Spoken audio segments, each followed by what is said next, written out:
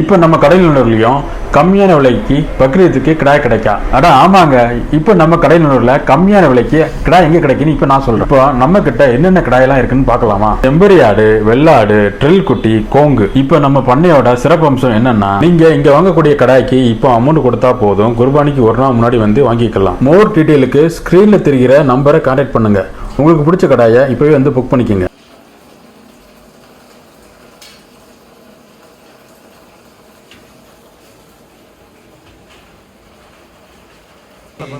நான் வீட்டில் இருந்தேன். வாங்கி போயிட்டா வர இந்த வண்டி இங்கே வெளியிட்டு வந்துருக்கியா?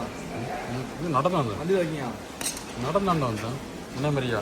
என்ன பக்கத்தில் வந்தோம்னா நம்ம காலைல மண்ணெல்லாம் தேய்ச்சிட்டு தண்ணி கொஞ்சம் ஊற்றிட்டு வாங்கி போன மாதிரி வரா எப்படி தெரியுதுக்கா? ஆமாம்.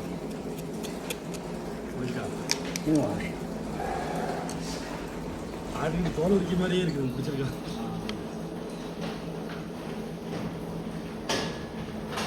என்ன செய்யணும் கபி? வெறுக்கும் மிஷின் இருக்கு, குட்டியை உள்ள மிஷினுக்குள்ள விட்டோன்னு குடிக்க மாட்டா விட்டுட்டு வந்துட்டேன்.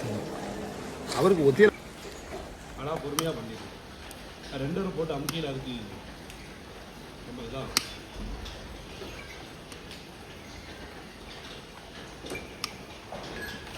அது கீழே வரும் நகம் அடியில் வரும், அப்படியே வளையும்.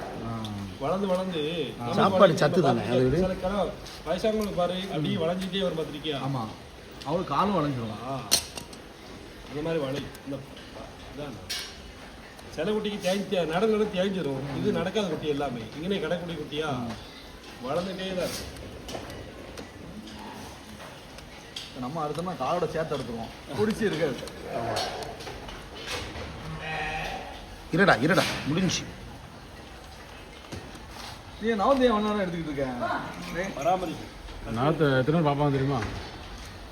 கேட்குறேன் அந்த சரிங்கிற மணி தான் உங்க இதில் ஓடி. எங்கே இதில் உங்க இதில் ஓடிடலாம்.